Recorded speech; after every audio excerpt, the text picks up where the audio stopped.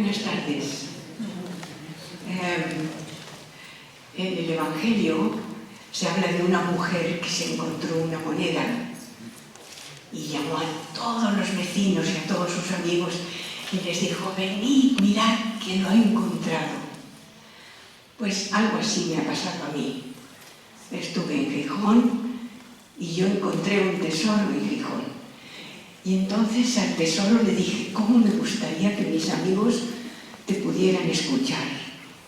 Porque fue una maravilla compartir muchas sobremesas en casa de unos amigos y era un placer tan maravilloso oír hablar desde lo profundo del corazón a un gran buscador. Y dije: qué suerte si mis amigos te pudieran escuchar. Y me dijo: pues encantado, voy a Córdoba si tú quieres.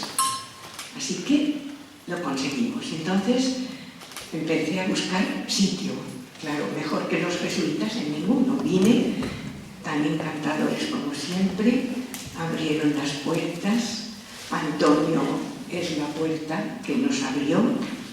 Hablé con Juan Luis, todo fueron facilidades. Y a partir de ahí pues ya organizamos fecha. Entonces pues yo solamente hablo esto para deciros que es una suerte grande, que todo lo que yo he disfrutado lo vais a poder disfrutar vosotros. Gracias por venir.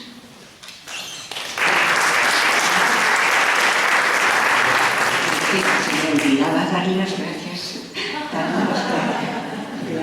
Gracias por venir. Bueno, muchísimas gracias. A ver. Hola, buenas tardes.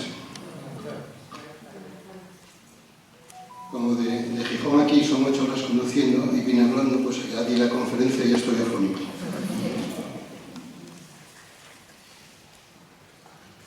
Es la primera vez que vengo a Córdoba y espero que no sea la última, porque Córdoba es un iceberg donde hoy veré solamente una parte, y la parte más importante de Córdoba está sumergida en su historia, que iré conociendo poco a poco.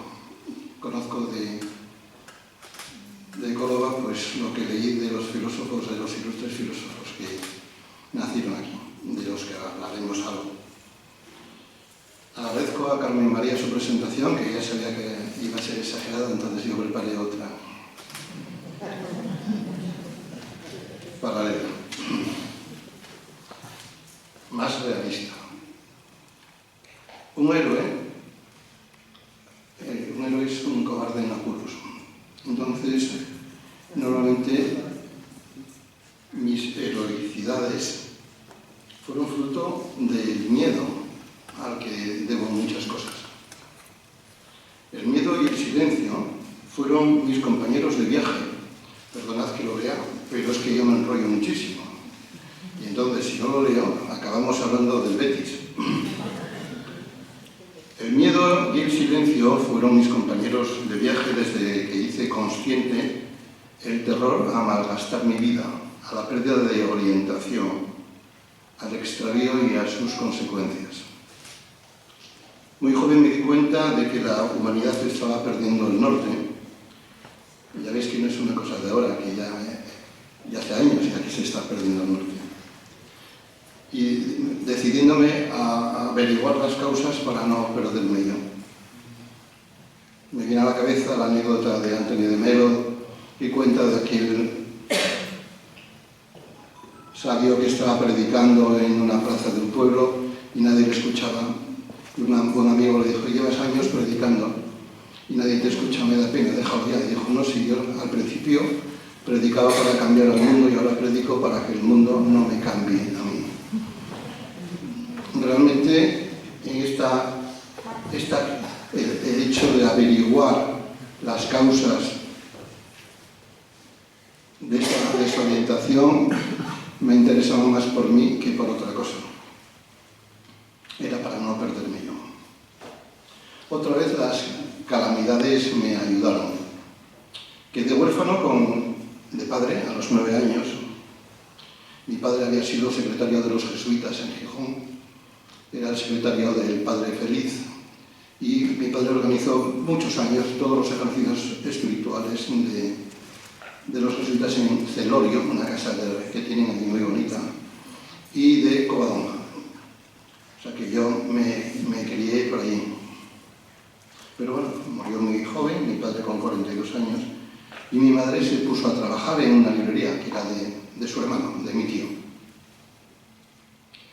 En mi casa faltó muchas cosas, pero nunca faltaron libros, por culpa de que mi madre estaba en una librería. Leí mucho, no tuve la suerte de que fueran cuentos, como el caso de Carmen María. Eran libros demasiado complicados de entender para mi edad. A ver si entiendo esto.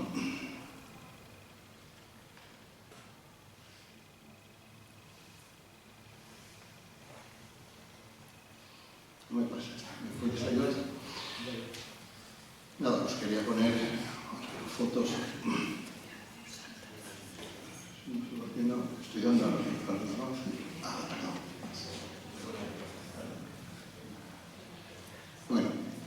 Bueno, el título de la conferencia es esta, que ya lo sabéis todos. Y pues aquí os pongo los libros que yo leía, bueno, los autores. Archibald Cronin, autor de La Ciudadela, muy conocido, era un médico inglés. Un libro que me impresionó mucho. Axel Munthe escribió uno de los libros más conocidos de él, es La historia de San Michel, era un médico sueco que vivía en París. Alexis Carrel, premio Nobel de Medicina, su libro La incógnita del hombre. Víctor Frankl. Todos estos autores, yo los empecé a leer muy joven y fui muy afortunado, y doy todos los días las gracias a Dios por no haber tenido televisión, porque si no, no me había leído ninguno de estos libros, que eran un tocho infumable. Y con 9 años leer esto era muy difícil, ¿no? Y además mi tío me proveía de lectura que no era apta para niños. Por ejemplo, la teoría de la relatividad de Einstein. Entonces, si llego a tener televisión, seguro que me la como. Pero bueno, yo me quejaba, siempre me quejaba a mi tío y a mi madre de que no entendía aquellos libros, que no me gustaban, que quería libros de vaqueros. Y mi tío me decía, lo acabarás entendiendo. No hay que tener prisa, hay que tener fe. Bueno, y yo seguía leyendo eso. Y si me quejaba mi madre, era peor todavía. Me decía mi madre, no hay muros altos, hay hombres pequeños. Joder. Entonces me volví otra vez a sumergir en estos tochos y a ver si entendía algo. O sea que salí médico, pero podía haber salido porreta fácilmente. Por suerte, mis tardes solitarias en casa esperando a mi madre y escalando los muros de mis limitaciones, me presentaron al aliado que hubo de acompañarme el resto de mi vida y del que tanto aprendí, el silencio. No fue hasta pasados muchísimos años que comprendí que el silencio era el idioma de Dios y que a través de ese silencio me había llegado la respuesta a mis miedos infantiles. No tengas miedo, ama. Me acordaba de Isaías, no temas porque yo estoy contigo. Encontraréis un paralelismo entre lo que os estoy contando y el relato que a continuación os voy a leer, que no es mío, os lo voy a leer literalmente, y que pertenece a un bellísimo libro escrito por una persona que ahora está sentada entre vosotros. Todo lo aprendí de los cuentos. Conocí los sentimientos en los personajes, comprendí de dónde brotaban sus consecuencias y aprendí a reconocerlos en mí. También intuía cómo había que confiar y esperar y no dejarse intimidar por los acontecimientos adversos, por la maldad del orgullo ni la envidia, porque todo infortunio, desdicha y desventura hallaba en los cuentos una salida, una buena solución, un positivo y creativo desenlace, y eran solo un medio inevitable para encontrar un verdadero final feliz, incluso recibir la magia de las palabras. Este párrafo, este trocín, pertenece a un libro que se titula Una niña de posguerra. Es el capítulo que se titula Los cuentos de Carmen María, que esta es la señora que me presentó. Seguro que muchos ya sabéis quién es la autora, porque lo acabo de decir ahora, y porque muchos ya la conocen. personalmente. Al igual que Carmen María, empecé a descubrir lo sagrado a través de mi viaje iniciático. Luego, a mí me encanta la mistología de San Ignacio, los viajes iniciáticos, la iniciación del misterio de lo sagrado. Yo, igual que ella, empecé ese viaje hacia lo sagrado al mundo de la consciencia como escala obligada para descubrir esa antesala de la reunión con nuestro Creador, que es el no pensar. A través de lo sagrado, a través de esa iniciación y de ese silencio, aprendes a no usar el pensamiento.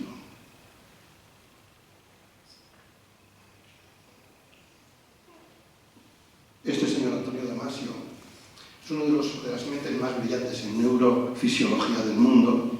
Tiene un libro muy bonito que se llama El error de Descartes. El pienso, luego existo de Descartes, desde el punto de vista neurofisiológico, actualmente es un error. El pensamiento, la mente, lo que nosotros identificamos como nosotros mismos, es fruto de un órgano llamado cerebro. Sin embargo, el ser humano es algo más que un pensamiento, y eso no lo descubre porque el pensamiento no se puede pensar a sí mismo.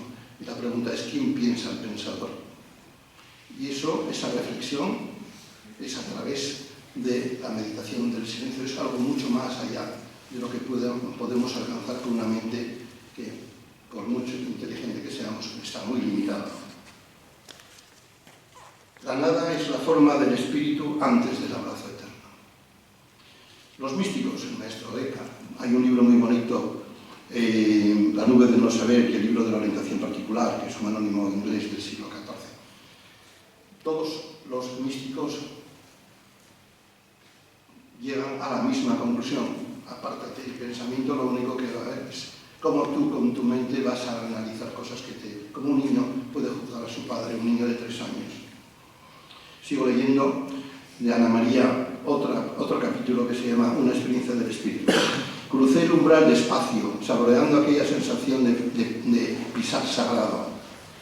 Pisamos terreno sagrado cuando nos damos cuenta de lo que hacemos. Vivir conscientemente es pisar terreno sagrado. Eso es muy importante, vivir conscientemente. Es un momento de encuentro, de volver a la unidad primera, a la reunión de la que yo os hablé ahora, donde todos somos uno con el uno, con mayúscula.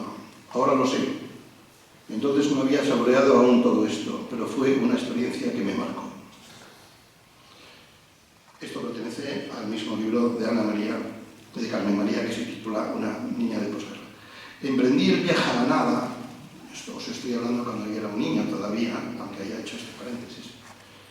Convencido de que no llegaría a Dios pensando ni a través de los libros, aquellos libros a los que tanto debo, por otra parte, pero tuve que dejar que los muertos enterrasen a los muertos. Estuve tentado a hablaros como si de una lección se tratase. Yo doy clases en la Facultad de Filosofía y Letras de Oviedo, soy profesor honorario, y podía desarrollar algo de esto, ¿no? De la nada, pero no. Me di cuenta que lo que iba a hacer era disfrazar mi insignificancia de erudición. Casi todos estamos tentados muchas veces al ropaje cultural o a cualquier ropaje para no enseñar nuestras vergüenzas, ¿no? Pero cuando compartes, tienes que enseñar tus vergüenzas. Y un buscador es impúdico. Un buscador tiene que ser impúdico. Entonces os voy a hablar, en la India viví con muchos jesuitas, de los que lo aprendí todo. Este es uno de ellos. Este es otro, aunque haya dejado de ser jesuita, ¿no? Pero tenía el sello jesuita, aunque no fuese ya jesuita cuando yo lo conocí, pero era muy jesuita. Este es el hombre al que más envidié yo de mi vida. O sea, yo no envidio a nadie, nada más que este hombre. Y a este también. Este señor se llamaba Federico Sopeña. Y era un jesuita catalán, con una cultura tremenda y con una humanidad. Tenía una pierna ortopédica cuando yo lo conocí, porque en un accidente de moto se la habían cortado había tenido un accidente y se la tuvieron que cortar.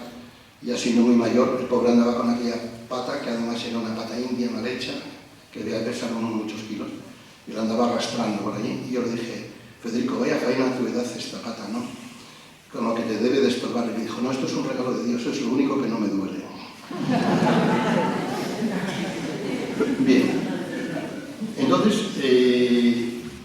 Federico fue amigo de Antonio de Melo. Compartieron la residencia de Vinayala, que la residencia de Vinayala es la residencia de los jesuitas en Bombay, y ahí vivía Antonio de Melo con él.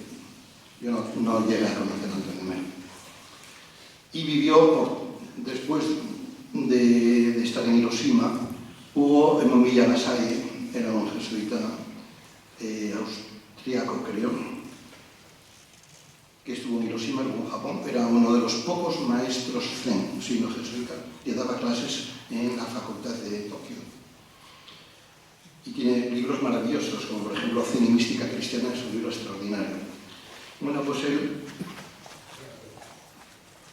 decía que los maestros, los Dokusan, cuando hablaban con la gente, con sus discípulos o con los aspirantes a discípulos, siempre hablaban, decían de mi alma a tu alma. Entonces, una charla como esta de compartir hacia un público que no conozco, pero que está aquí, dedicándome una hora, pues solamente puedo hablarles de mi alma a vuestra alma.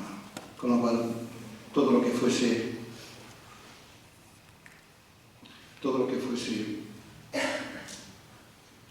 el ropaje lo eliminé. Lo tengo preparado por si me entra el canguelo. Y siempre hay alguien que pregunta cosas que no sé. Entonces siempre traes algo ahí por si acaso. Los papeles nos separan. Son una barrera entre vosotros y yo, que esa barrera la interpondría por miedo, ¿no? Los papeles que dicen. Yo no me presento con mi currículum, porque los papeles que dicen, mirad qué listo soy. Cuando leí, no dudéis de mis palabras, ¿no? O sea, soy tan poco que tengo que enseñar un papel. ¿Cuántas barreras ponemos al comunicarnos y que hablan de nuestros complejos y de nuestras pequeñezas? ¿Cuántas veces vamos con una tarjeta de presentación que lo único que estás diciendo, por muchos títulos que pongas ahí, es que y si te quito los títulos, ¿quién eres? Eso es una pregunta más importante que nos debemos hacer. Y lo más importante todavía es, ¿y cuántas barreras ponemos al amor? El miedo que yo experimentaba de niño es el resultado de poner barreras al amor. Bueno, os voy poniendo la película detrás para que no resulte tan aburrido.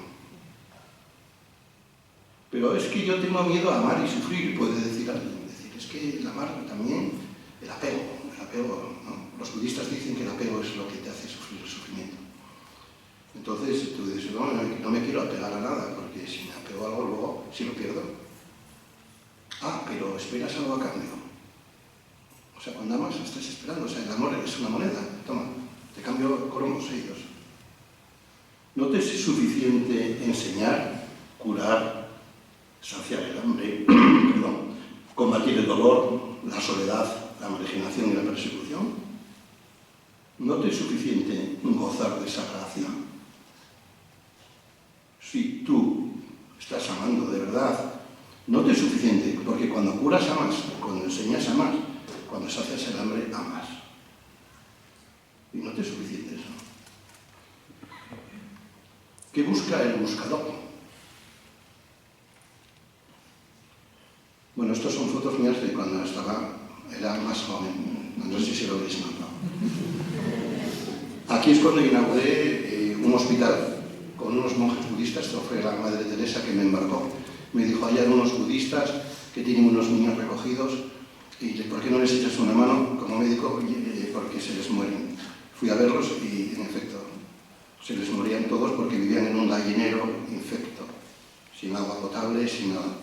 Entonces yo me marché y les dije, no, me voy porque os mueren todos, aquí no hay nada que hacer. Bueno, me dicen, ¿qué podemos hacer? Pues una casa decente. Lo que hay que hacer es agua potable, comida nutritiva, baños para que no hagan eso es básico. Y dice, ¿nos la harías tú? Y ahí, como soy idiota, dije que sí, y la hice. Me llevó 15 años, pero conseguimos los terrenos y fuimos haciendo la casa. Y, bueno, pues ahí es cuando inauguramos parte de los salones.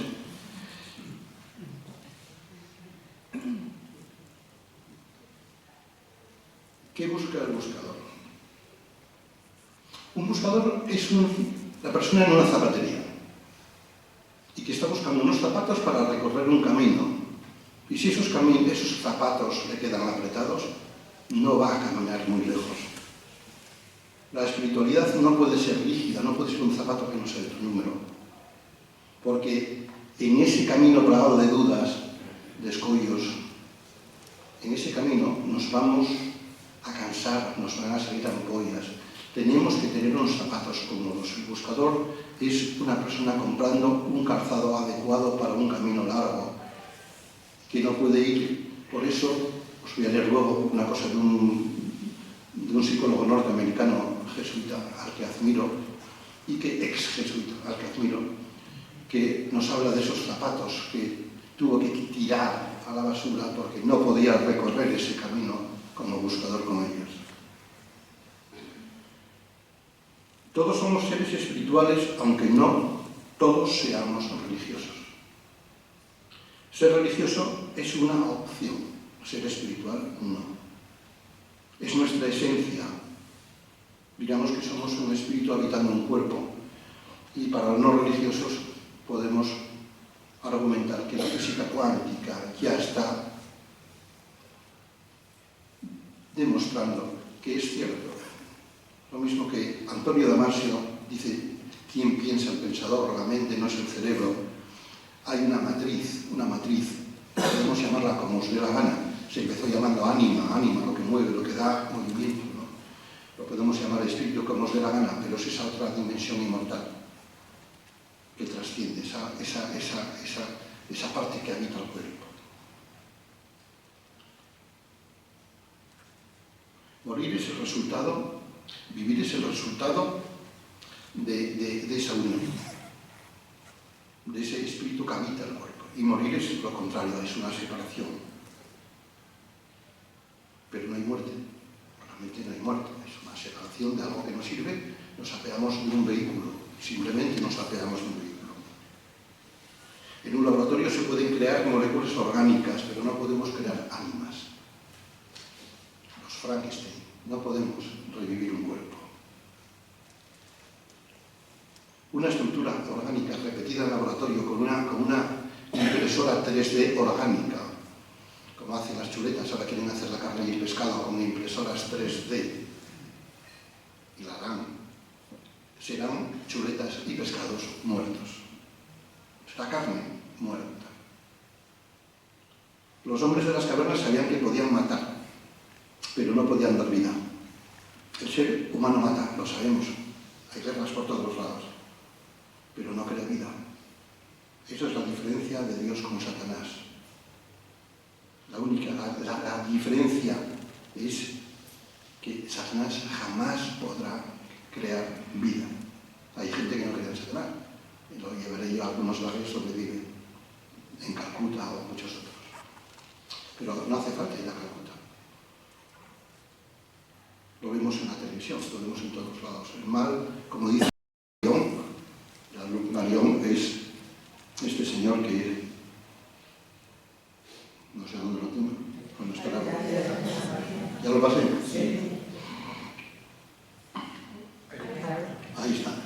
Este señor es catedrático de la Sorbona, es filósofo, fenomenólogo, tiene un libro que se llama Prolegómenos a la caridad. En su capítulo La lógica del mal es bestial. Nos habla que el mal no es ausencia de bien, el mal tiene un plan. El plan es inteligente, el mal es inteligente. El mal tiene un objetivo. Otra cosa es que el mal pueda crear vida. No puede crear vida. Eso es exclusivo de Dios. Para el hombre primitivo, el crear o dar vida era algo sobrenatural, mágico y poderoso. Y ahí empezó la búsqueda. Salió al encuentro de ese ser mágico y todopoderoso. siendo la historia de la humanidad la historia de una búsqueda, de un regreso, de un peregrinar solo interrumpido por los falsos dioses. ¿Cuáles son? Nosotros mismos. Cuando nosotros nos convertimos en dioses, es lo que nos despista del camino, los ídolos humanos. Todos llevamos un falso dios dentro que nos distrae y nos aparta del camino, que es nuestro ego. Ese impostor muestra su cara más dañina cuando también intenta apartar del camino a los demás. La historia está plagada de esos egos que conducen a las masas hacia su perdición. Pero también la historia rebota de seres iluminados que advirtieron de los peligros de la senda equivocada. Aquí debo tener a otro señor.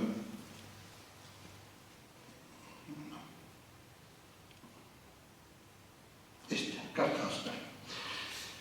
La era axial de Jasper, este señor que ya veis que es psiquiatra, filósofo, médico, teólogo. Los médicos somos muy aventureros y nos metemos en otros terrenos.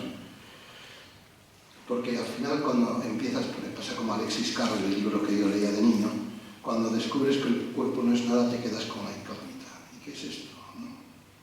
Es igual que mi perro. Coño, ¿y somos un perro? Empieza la búsqueda a ver si es verdad que somos como un perro. La era axial de Jasper, de este señor, él llamó era axial a una constelación de seres de luz que coincidieron desde el 700 a.C. hasta el 100, más o menos, antes de Cristo. Entre ellos están Sócrates, Aristóteles, Jeremías, Isaías, Platón, Parménides, Buda, Pitágoras, Confucio, Mahavira, Zoroastro, miles, que en cuestión de pocos siglos coincidieron esos pensadores, no solamente coincidieron en pensar, sino que coincidieron en pensar sobre el sentido de la vida, sobre lo que está por encima de nosotros y sobre los misterios de la existencia del ser humano. Hay un libro muy bueno de Karen Aston que habla sobre la era axial de Jasper, que es más reducido que el libro original de él y que es muy interesante.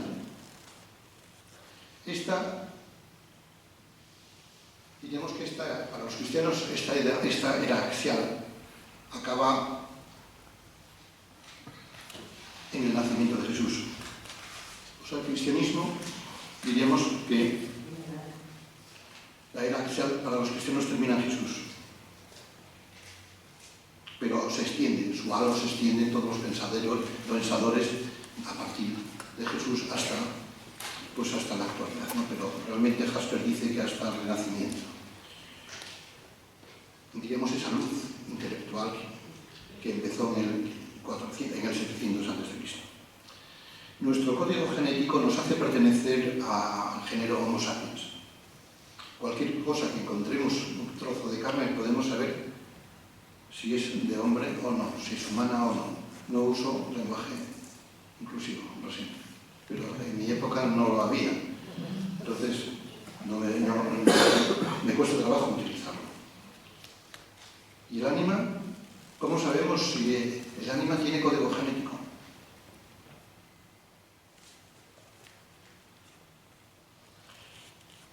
Realmente el código genético del alma, del espíritu, lo vamos a ir descubriendo. Quizás esa sea realmente lo último que buscamos, porque ese código genético del alma nos va a vincular al Padre, ¿no? Porque a través del código genético sabemos de dónde venimos, de nuestra procedencia. El buscador existe en todas las religiones y por supuesto también en el judaísmo, cristianismo, pero la religión es un medio o un método, no es un fin en sí misma, porque cuando ya encuentras el vehículo ya no lo necesitas. No estoy hablando de los sacramentos, no estoy hablando de la Eucaristía, estoy hablando de la religión como un sistema, como un sistema que te conduce por un camino. La vía auditiva es un medio para abrazar al Señor, para fundirte con Jesús en un abrazo sin tiempo. Porque no existe el tiempo, siempre estuvimos unidos, la separación es un artificio.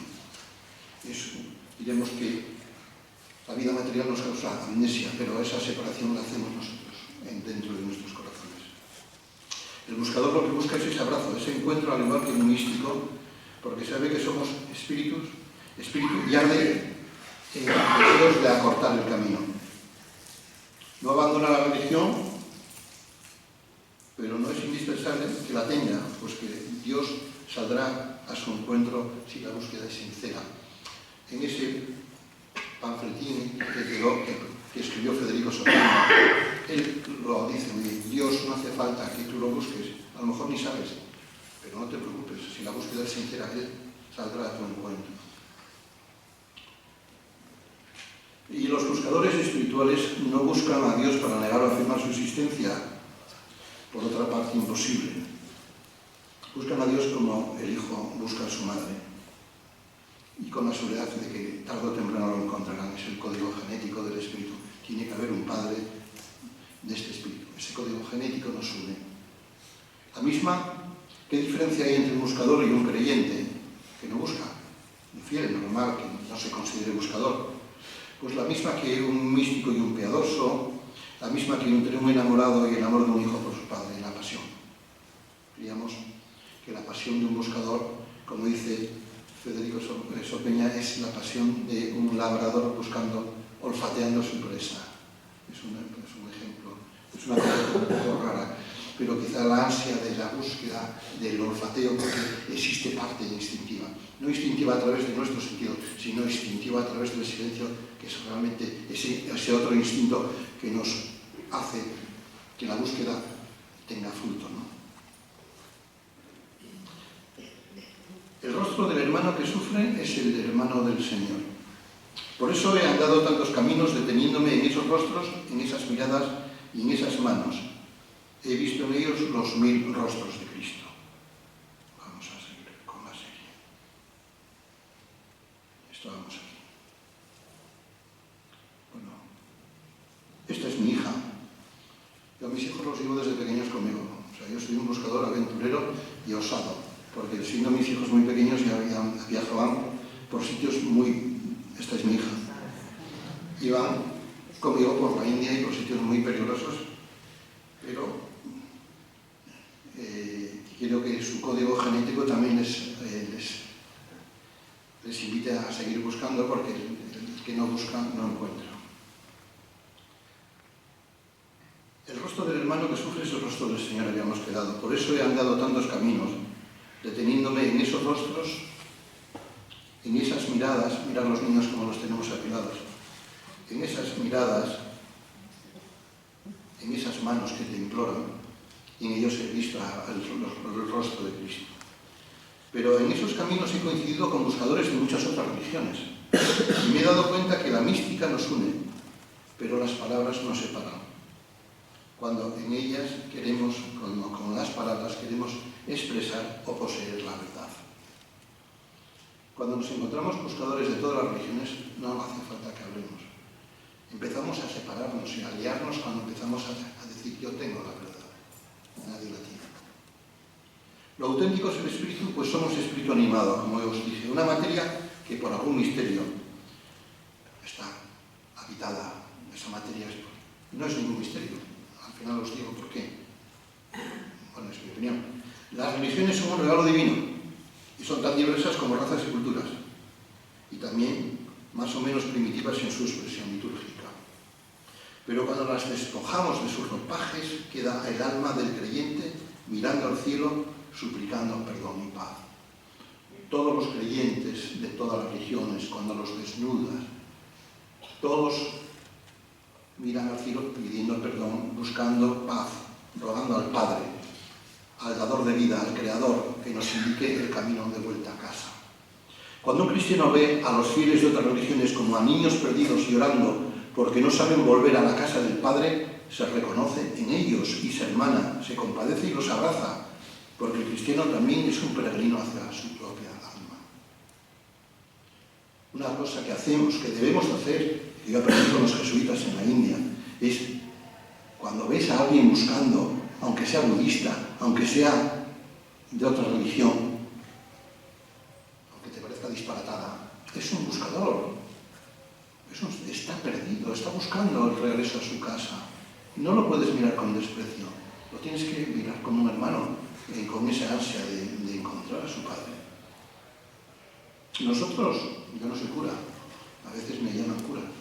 Allí en la India me llaman baba porque hablo como los curas, pero realmente nosotros lo que quitamos son barreras para que la gente pueda tener esa búsqueda, porque con dolor o con hambre no puedes buscar. Entonces nosotros apartamos el dolor, el hambre, el analfabetismo, para que esa persona busque. Yo no le digo por dónde buscar, yo le digo te quito el hambre y tú busca. Esto es en el terremoto de Nepal. Aquí fui con un jesuita que se murió poco después, le dije, Perico Massanet, me voy para Nepal al terremoto, voy a ayudar, voy a hacer una unidad de dolor en el hospital ortopédico de Katmandú. Ah, pues voy contigo. Él se apuntaba a un bombardeo y vino conmigo.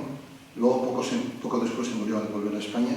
Le escribió una poesía muy bonita que no va a dar tiempo a que os la lea, seguramente. Bueno, aquí es cuando montamos esto y realmente hicimos muchísimas cosas en situaciones muy precarias. Entre ellas montamos estas casas de chapa, hicimos 200 casas de chapa y letrinas para la gente que vivía tirada en la calle, ¿no?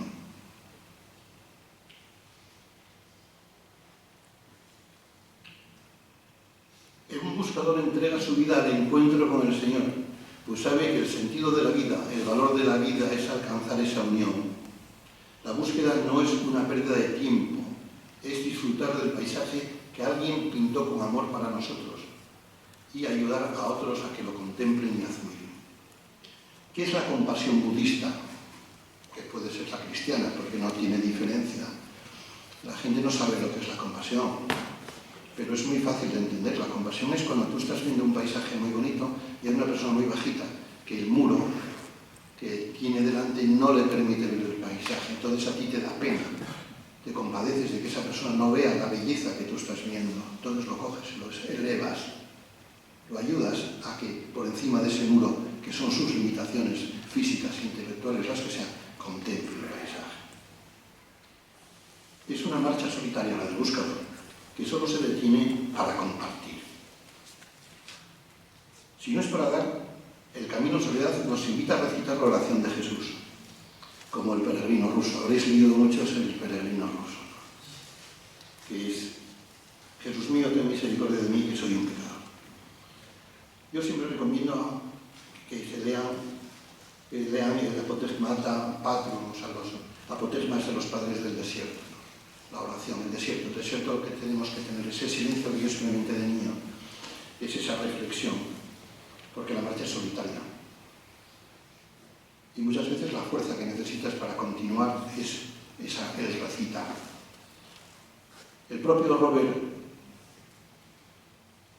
este lo tengo más adelante, bueno, antes de llegar ahí, este es un colegio que fundé yo. Estos son mis niños. Este es nuestro colegio en el norte, en Patna, en el norte de India, en Bihar, el estado de Bihar. Aquí tengo un montón de niños escolarizados, niños pobres. Y estos niños, que son todos musulmanes, hindús, de muchas religiones, este es mi hijo, que es ingeniero y va a dar clases allí como premio por estudiar bien. La verdad es que soy un padre malísimo. Este colegio, el Semeri, rezan el Padre Nuestro porque yo reuní a los padres que son de todo menos cristianos. No debe haber un niño cristiano. Y les dije, oye, los niños no deben de perder la referencia de que son algo más que materia. No tienen que olvidar que son una parte muy importante de ellos, la más importante de ellos, la que no se ve ni se toca, es la que va a trascender y la que tienen que alimentar. Y no tienen que estar tan unidos a la tierra, sino tienen que mirar al cielo de vez en cuando.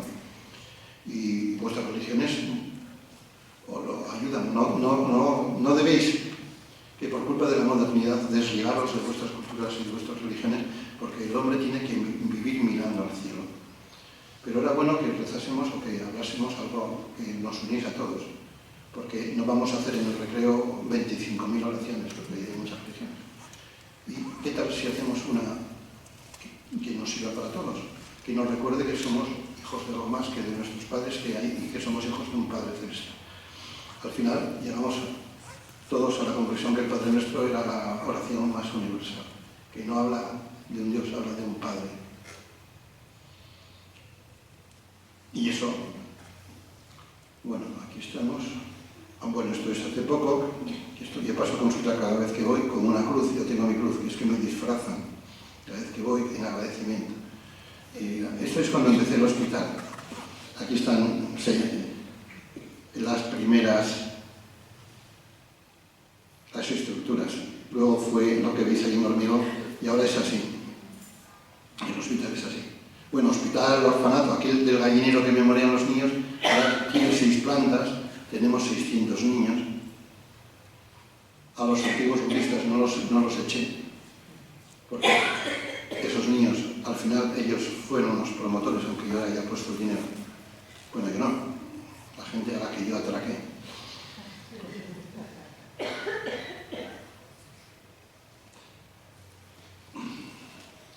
Robert Weber, psicólogo jesuita, ex-jesuita. Esto es importante, ya casi para acabar, aunque tengo mucho rollo, pero no os lo voy a soltar todo, porque si no, nos da. Y os voy a leer cosas de él interesantes. Mi viaje comenzó poco después de nacer en 1946, con mi bautismo en la Iglesia Católica Romana. En la cultura católica de los años 40 y 50, antes del Concilio Vaticano II, no se concebía mejor destino que el de tomar el sacerdocio. Por lo tanto, después de terminar mis estudios en la Universidad de Princeton, más un año de posgrado en Harvard, me incorporé a la provincia de Nueva Inglaterra de la Compañía de Jesús. Bien, este hombre tiene unos libros que son excepcionales y como psicólogo es extraordinario, ¿no? Continúa el libro. En 1979, la doctora Ana María Rizzuto, psicóloga de Boston, publicó el libro El nacimiento del Dios viviente, un estudio psicoanalítico, otro de sus libros bestiales. En su obra, la doctora Rizzuto examinó las imágenes de Dios que 4 personas fueron desarrollando con el tiempo. Cada una de ellas se creó una imagen distinta. Un Dios sin bigotes, un Dios reflejado en el espejo, Dios el enigma y Dios mi enemigo. Poco después de la publicación de Rizzuto, había un teólogo norteamericano que decía: la gente no tiene la menor idea de cómo es Dios y se empeñan en ser un señor con barba. Poco después de la publicación de Rizzuto, traté de hacerme mi propia imagen de Dios durante mi etapa de discernimiento. Yo tengo aquí algo interesante sobre el discernimiento, pero que no me va a dar tiempo, pero todos posiblemente sepáis lo que es. Sobre mi vocación jesuita. En un determinado instante, mientras oraba, apareció una imagen de Dios y experimenté, esto es muy interesante, un punto de inflexión. Él ya era jesuita.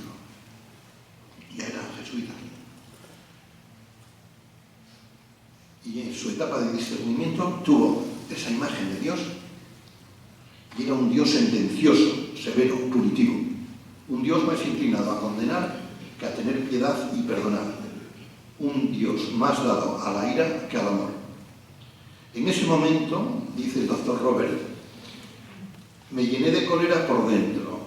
Alcé el puño, miré hacia el cielo y exclamé con una raya adornada con unas cuantas obscenidades: si esa es la clase de Dios que eres, piérdete. No quiero tener nada que ver contigo. Entonces me llené de miedo e imaginé que el cielo se abría y que desde él caía sobre mí la ira de Dios y me reducía a la nada. Pero en lugar de ello, experimenté el silencio más profundo y lleno de paz que jamás había conocido. Me respiré aliviado. Desde entonces he vivido siempre con un nuevo sentido de la piedad, el perdón y el amor de Dios. Mi experiencia fue similar a la del profeta Elías cuando se refugió en el monte Horeb para huir de la furia asesina de los profetas de Baal. Elías sintió consuelo cuando Dios se reveló ante él, pero no en forma de tormenta ni de viento huracanado, sino de quietud. En mi época de jesuita descubrí claros paralelos entre mi experiencia y la de Ignacio de Loyola. Él también tuvo que luchar con la escrupulosidad durante un periodo de su viaje espiritual que estuvo lastrado por una sensibilidad exacerbada hacia su capacidad para pecar, hasta que su confesor tuvo que decirle: para ya, concéntrate en vivir tu vida. Cuando San Ignacio escribió sus ejercicios espirituales, incluyó una larga sección dedicada a las formas de controlar la escrupulosidad. Un biógrafo de San Ignacio, J.D. Gilbert, dice que se le ha podido calificar a Ignacio de Loyola su mistagogía de mística trinitaria, litúrgica, pero en su conjunto predomina siempre la búsqueda para encontrar y hacer en todo la voluntad de Dios. De ahí que el gran estudioso de la mística ignaciana, Guibert, que la caracteriza como mística de servicio. Yo encontré en la mística de servicio esa parte de infancia, de silencio, que me hizo ser más místico a través de los jesuitas de la India. Me dio utilidad a mi mística, me hizo herramienta de Dios. Esa herramienta de Dios es la que hace que veas a los demás como a hermanos a los que debes de coger de la mano y con los mismos, absolutamente los mismos derechos que tú. Federico Sopeña, del que visteis la fotografía antes conmigo, bueno, esto es bibliografía que os traje sobre mistomagia. Es que soy tan osado que traigo a un sitio de jesuitas cosas de jesuitas.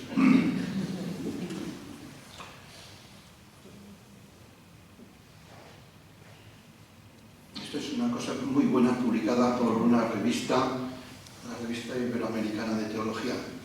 Y dice, esta revista hablando de San Ignacio, y como conclusión, dice, se necesita una mistagogía o iniciación a la experiencia religiosa que muchos estiman no poder encontrar en sí mismos, una mistagogía de tal especie que uno mismo puede llegar a ser su propio mistagogo. Porque la espiritualidad del futuro no se apoyará ya en una convicción unánime, evidente y pública, ni en un ambiente religioso generalizado, previos a la experiencia y a la decisión sobre personales. Realmente hay un cambio de paradigma, y dice Jean-Luc Marion, el filósofo, ya estoy terminando, os animo a que aguantéis un poco más, que dice Jean-Luc Marion, cuando le preguntan que está la iglesia está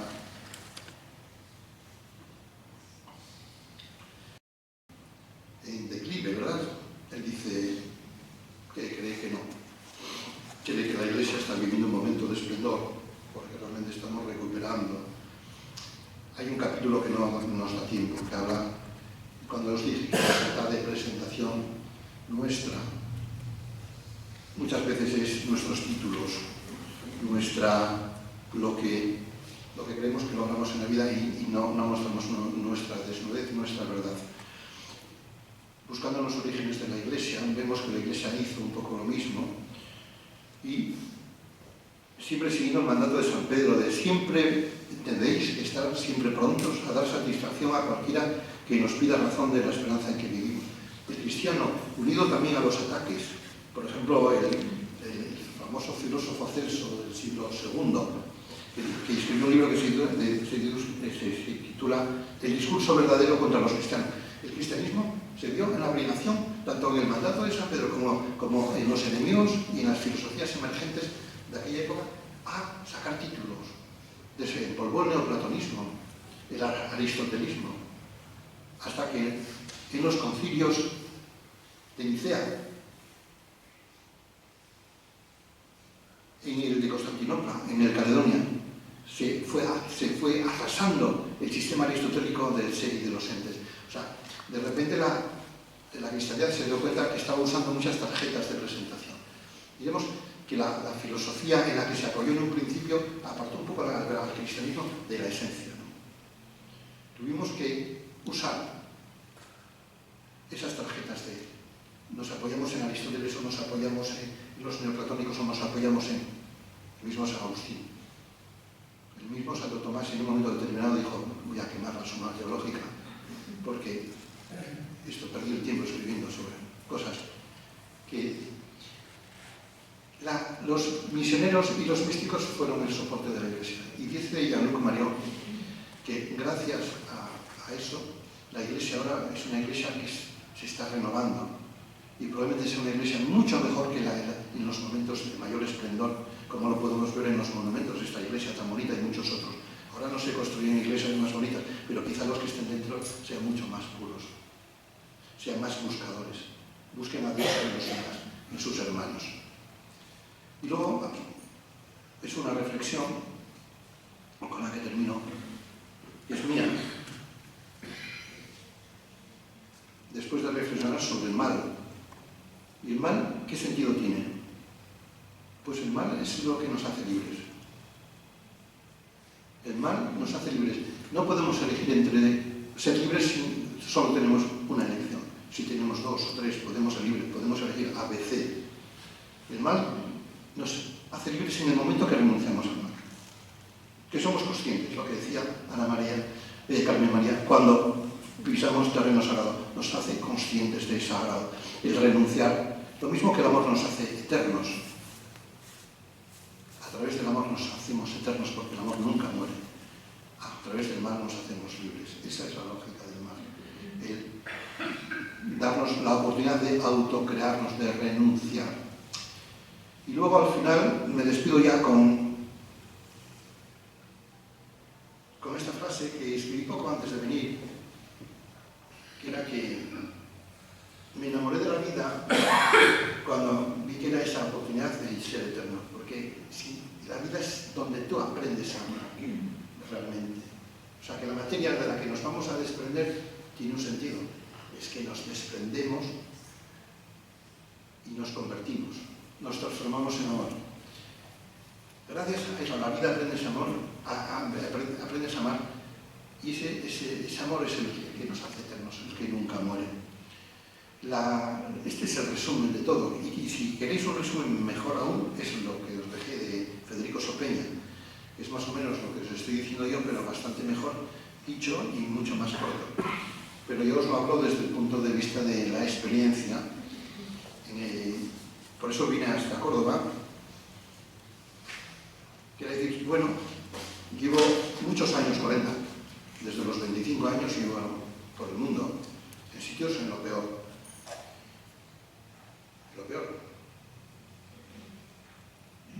Y en esa búsqueda es cuando tú vas perdiendo el miedo a morir, vas dando sentido a tu existencia. Te estás dando cuenta que la eternidad existe en el momento que encuentras esa mirada. Lo más impactante para mí en India, cuando yo empecé con las monjas de la Madre Teresa antes de conocer a los jesuitas, lo más impactante para mí es esa mirada de la gente cuando le coges la mano y le dices, no le estás dando de comer o le estás poniendo un analgésico, le estás diciendo, tú eres igual que yo. Esa gente se queda sorprendida. Tú eres igual que yo. Lo que decía la Madre Teresa, la incógnita es porque tú y no yo. Esa es la verdadera incógnita, ¿no? Porque tú y no yo. Y os cuento, la gente va a la India y se ilumina. Conoceréis gente que dice, fui al Ganges o fui a Varanasi o fui tal y me iluminé. Y bueno, se iluminaron. Yo siempre lo asocié con comprarse una linterna, una bombilla. Iluminarse, para mí, fue lo que yo viví en la India al principio, cuando llegué como muy joven, siendo un médico joven. La primera sensación que tuve es peor que sentirse un médico inútil, porque es lo que te sientes cuando no tienes nada que hacer, porque no tienes ni herramientas, ni medicinas, ni nada. Peor que sentirse un médico inútil es sentirse un ser humano inútil. Eso es peor todavía. En ese momento fue cuando me decidí marchar de la India. Ya había estado en el Bronx. Sin embargo, en ese momento, en el Bronx pude hacer alguna cosa, pero en ese momento me sentí inútil totalmente, como médico, como ser humano. Y me senté en una plaza allí, un jardín grande, enorme. Estaba totalmente, era tierra pura, no había ni una brizna de hierba, porque las vacas sagradas se lo habían comido todo. Nada, entre eso, que no era época de lluvias, no era época de monzones, estaba todo seco, era barro, era tierra. Menos una boñiga de vaca, que estaba allí, y alrededor de la boñiga de vaca había pocas, algunas, príncipe astillero. Y esa fue mi iluminación. Si una mierda de vaca crea vida, yo que soy más mierda todavía, la puedo crear. Y por eso me quedé